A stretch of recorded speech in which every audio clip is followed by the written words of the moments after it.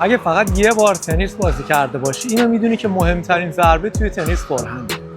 فورهندت باید اینقدر قوی باشه که حریفت از این که با فورهندت بازی کنه بترسه. اگه با فورهندت مشکل داری این ویدیو رو ببین تا به طور اصولی با ضربه فورهند تنیس آشنا شی.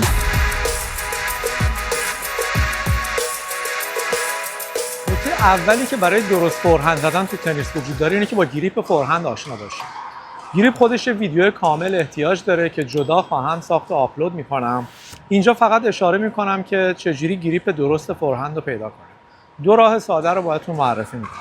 راه اولش اینه که راکت رو اینجوری بذاری روی زمین و بعد به طور ساده راکت رو بلند کنی و همون گریپ دستت رو ببندی. این گریپ میشه گریپ فورهند. راه دومش اینه که راکت رو به این صورت بگیری صفحه‌اش رو به موازی زمین باشه و بعد به همون طوری که یه ملاقه یا قابلمه رو دستشو میگیری دسته راکت رو بگیری. این گریپ هم میشه گریپ فورهند. پس به این دو روش میتونیم گریپ فورهند رو پیدا کنیم. دیتیل بیشترش رو بازم همینطور که گفتم توی ویدیو کامل توضیح میدم، اینکه هر کدوم از اضلاع راکت چیه و چجوری میتونیم گریپ درست فورهند رو پیدا کنیم. ولی برای این ویدیو ابتدایی همین دو روشی که گفتم رو استفاده کن تا گریپ درست فورهند رو پیدا کنی.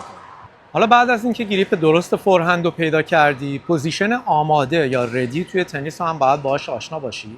توی تنیس هیچ موقع این پوزیشن رو نداریم. من خیلی‌ها رو تو زمین می‌بینم که دستشون وله، دست راستشون با راکت پایینه، پاهاشون صافه، دست چپ هم که کلا هیچ کاری نمی‌کنه. تو تنیس اصلا همچین چیزی نداریم. راکت اصلا پایین نمیره. راکت میاد بالا، سر راکت بالاه. گریپتون حالا میتونه، چون اگه میدونید که فورهند می‌خواید بزنید، گریپ فورهنده و دست چپ هم گلوی راکت رو گرفته. پا هم هیچ موقع اینطوری که من الان گذاشتم صاف نمیشه توی تنیس. پا توی پوزیشن ردی یه مقدار خمه، راکت رو به جلوه و شما آماده اید که ببینید توپ داره کجا میاد. دست چپ گلوی راکت رو گرفته، دست راست گریپ فورهنده و پاهاتون هم آماده است. حالا از پوزیشن آماده به محض اینکه شما فهمیدید توپ قراره بیاد روی فورهند، استپ دوم برای فورهند بعد از گریپ فورهند اینه که ترن کنید، بچرخید. چرخش مرحله دوم فورهنده.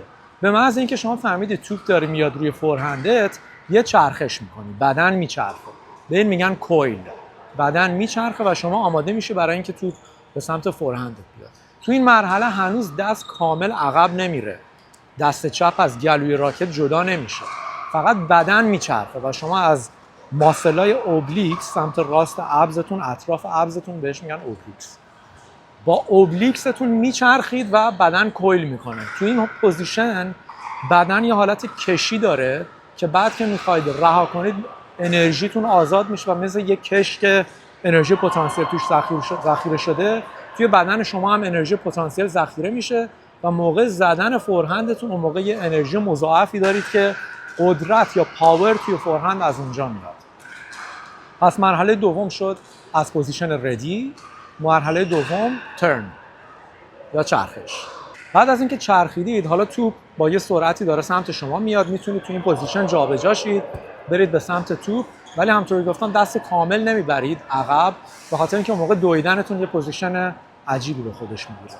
بنابراین شما آماده اید، دست رفته عقب، پوزیشن ردی، و حالا میتونید جابجا شید برای اینکه ببینید توپ به کدوم سمتتون داره میاد. از اینجا بعد که توپ باونس کرد، به محض اینکه توپ به زمین خورد، هول و هوش این که توپ به زمین میخوره. اینو باید تمرین کنید ببینید که کجا باش راحت‌تره که تایمینگتون درست شه.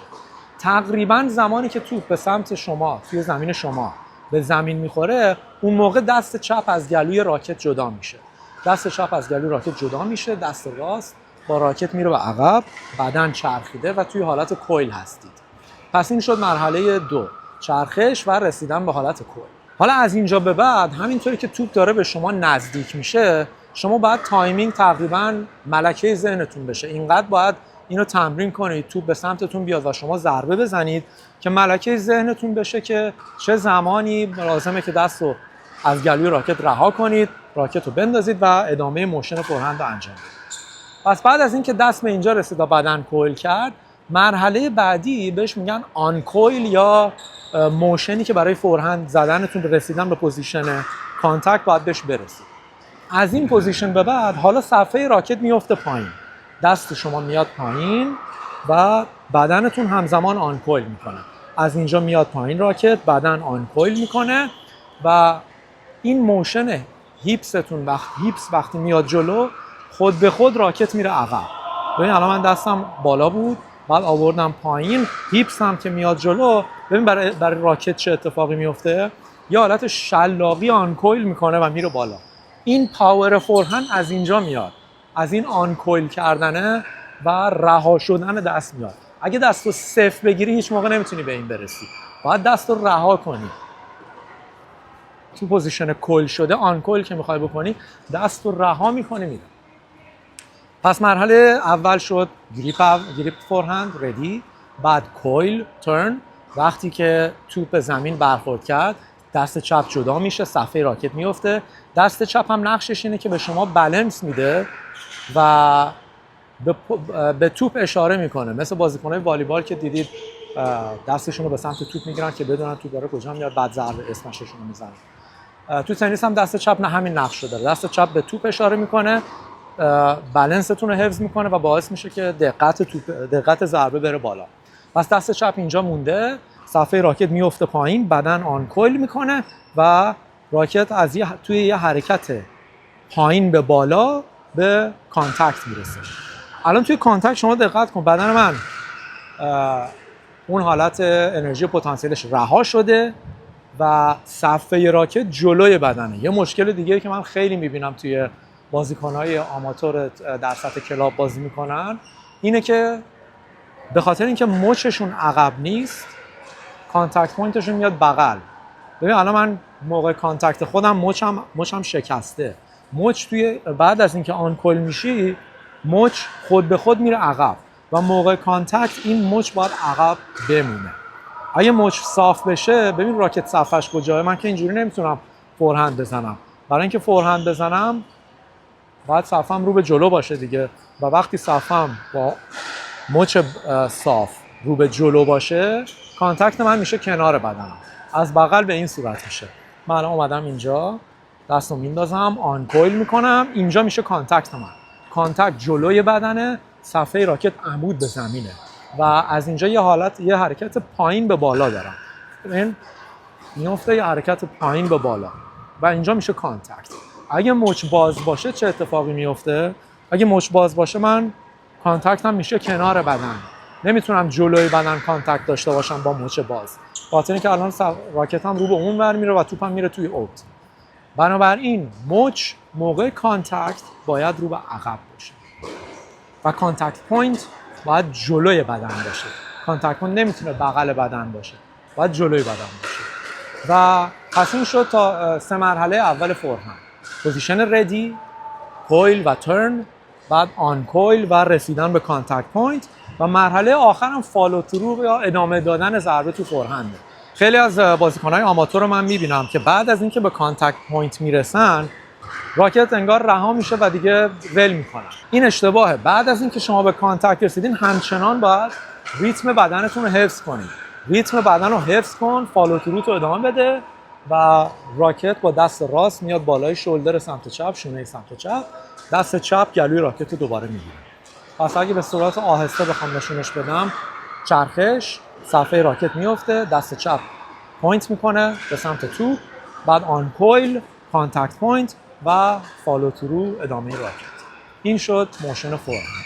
حالا برای تمرین کردن فورهند زدن، برای اینکه این ملکه ذهنتون بشه، باید بارها این موشن رو تمرین کنید با توپ. یه تمرینش اینه که شما خودتون میتونید توپ رو برای خودتون بندازید جلوی بدن و از پایین شروع کنید. پروگرشن رو از اینجا شروع کنید. اول راکت همون پایین باشه، فقط ادامه بدید برید بالا. به این صورت. راکت پایینه، پای چپ جلوه، پای راست عقبه، توپ رو رها میکنم، ضربه رو میزنم. ببین توپ یه تاپ اسپین میگیره، میره بالا، برمیگرده پایین. راکت پایینه، دست چپم جلوه، توپ رو رها میکنم، ضربه. بعد از اینکه از پایین ملکه ذهنتون شد و ریتم بدنتون دستتون اومد، مرحله بعدش اینه که دست رو ببری بالا و حالا از این پوزیشن ترن شده و کویل شده شروع کنی، راکت دست بره پایین و بعد دوباره بیاد بالا. پس حالا این دفعه از اینجا شروع میکنم.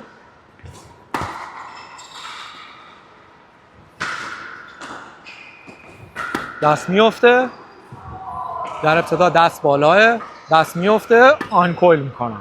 و میبینی که آخرش هم پای راست روی نوک پای راست هم وایسادم و توی حالت آنکول شده این اتفاق خود به خود میفته.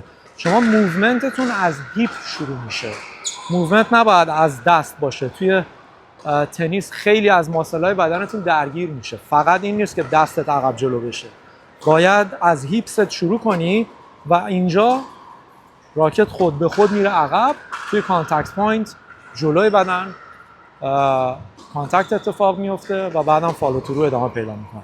ویو از بغل هم به این صورت هست که پای چپ جلوه، دست چپ من توپو گرفته، رو به زمین وایسادم، دست راست بالاه، توپو که رها میکنم راکت میفته، آنکول میکنم. همه اینا تایمینگش باید دستت بیاد، یعنی باید اینقدر تمرین کنی تا ملکه ذهنت بشه و دیگه نیاز به فکر کردن نداشته باشه که من الان کی میخوام چیکار کنم. و این با 10 تا 20 تا 50 تا فورهند زدن دستت نمیاد، باید به خودت زمان بدی. حداقل نیاز داری که 500 تا 1000 تا فورهند به این شکل بزنی تا اینکه بالاخره یواش یواش ریتم بدن تبدیل بشه به همین حرکت. پس توی این پوزیشن رها میکنم، دست میره پایین، ضربه، دست بالاه، دست چپ توپ رو رها میکنه، راکت میفته، کویل، دست چپ جلوه، دست راست بالا، توپ رو رها میکنم، آن کویل.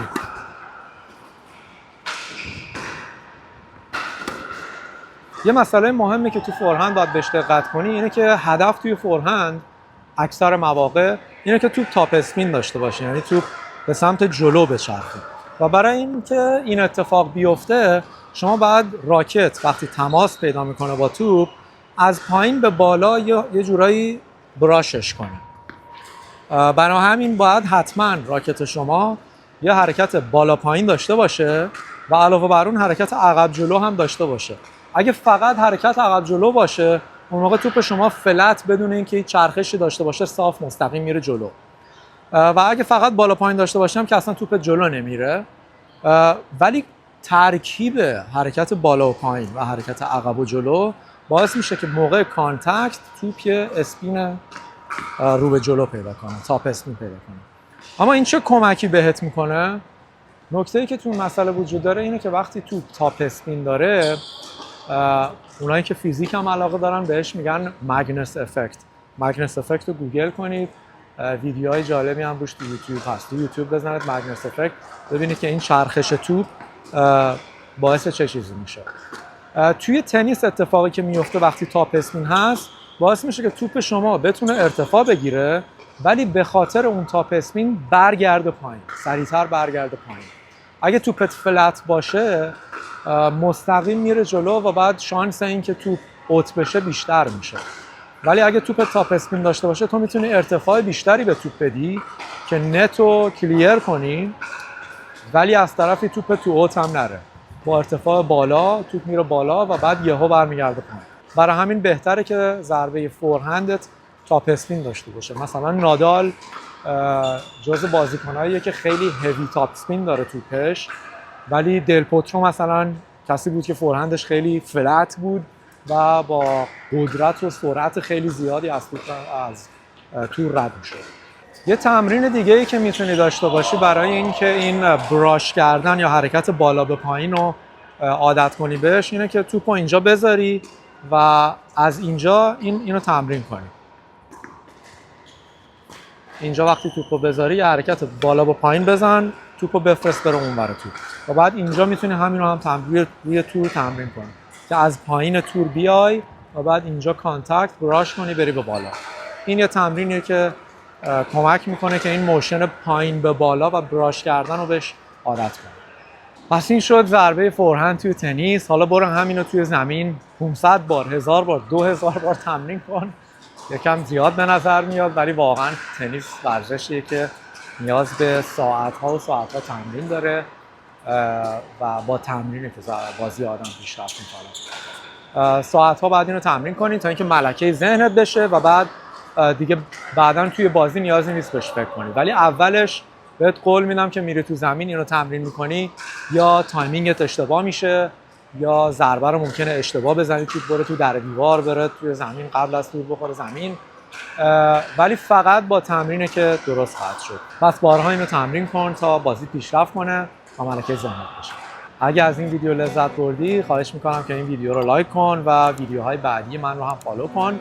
به کانال منم سابسکرایب کن تا ویدیوهای بعدیم رو دنبال کن. ممنونم از همراهیتون و خدا نگهدار.